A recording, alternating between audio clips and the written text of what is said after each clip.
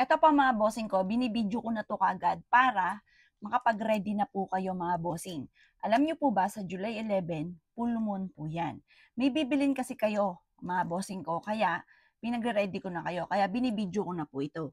Kung gusto niyo mga bossing ko na hindi ka na nangungutang or kung nangungutang ka man mga bossing ko, wala namang po masama po diyan lalo na kung meron ka naman tinitipan na pambayad, ayan mga bossing ko, mainam na meron kang ganitong aking ituturo para meron kang pambayad ng utang mga bossing. Ngayon pa mga bossing, or kaya po, ikaw po'y parang mailap ang swerte, lagi ka nauubusan ng pera. Eto mga bossing ko, gawin niyo po ito sa full moon, July 11 mga bossing ko at makakatulong po ito para hindi ka nauubusan ng pera. Ano po ba ito? Basta usapin pera po ito. Kung gusto niyo na mas maging magaan yung daloy ng swerte, lagi kang mapera sa inyo po negosyo, mainam na magawa niyo po ito ha. Ano po ba ito? Unang-una, bumili ka ng palayok. Palayok mga bossing. Bumili ka ng palayok, pagkatapos mag-ipon ka na ngayon, ipunin niyo na lahat yung mga barya po ninyo, barya mga bossing, mas maganda barya. Pero kung may buo, marami kang pera, yung samahan niyo na rin po ng buo, pero ang pinakamayor dito barya.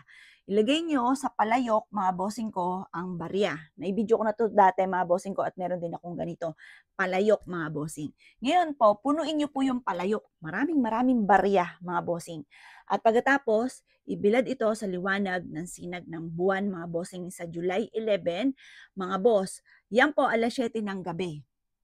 Ngayon magwi-wish ka, punta ka sa may silangan, sa may tapat ng liwanag ng sinag ng buwan, magwi-wish ka na sa pamamagitan nitong mga baryang ito at palayok, ako ay magkakaroon ng maraming pera at hindi na ako maubusan pa ng pera. Gano'n ang pagwi-wish sabihin niyo po, "Makakabayad na ako sa aking mga pagkakautang, kailanman hindi na ako mamomroblema tungkol sa usapin ng pera at maraming pera ang darating sa akin.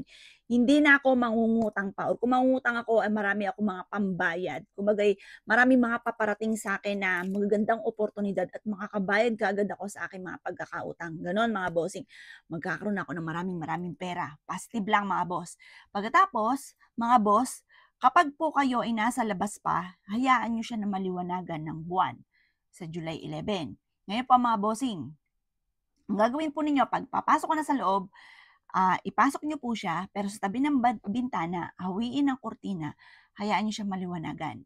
Ang dulot niyan ay swerte. Pero kung delicates pa rin, maraming mga maaaring mawala yung inyong pong barya, delicates pa rin sa bintana, basta hintayin niyo na lang po mga 5 minuto, nakabilad po yung barya po natin sa liwanag ng sinag ng buwan, pagkatapos ng 5 minuto, kunin po natin at ipasok na sa loob.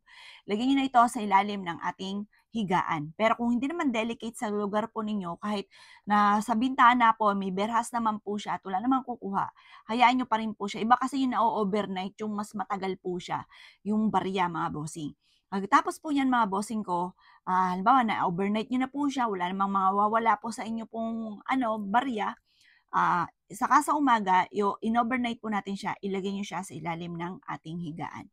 Ang dulot niyan ay swerte. Kung gusto niyo makamagnet ng swerte lalo na sa pera, kung gusto niyo mas maging magaan yung daloy ng swerte lalo na sa pera, yan ang wag na wag kang magpapawala. Ang dulot niyan ay swerte mga bossing.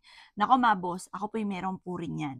Ako siyempre, pagdating sa mga pampaswerte, hindi ako nagpapahuli po dyan, lalo na pag sinabing swerte sa pera, mga bossing. Ako po'y napakadami ko pong ganyan. At pag may bago pa sa aking pandinig, kahit parang marami na ako, tapos parang wala pa ako ata noon, ginagawa na ko na kagad. Kasi gano'n akong kaano mga bossing ko, kapanati ko sa pampaswerte. Masasabi ko lang, ito lang po ang dinagdag ko sa buhay ko. Masipag at matyaga po ako. Pero dati-dati, kahit anong gawin kong sipag, kahit anong gawin kong kumahig sa buhay, sa wala't wala.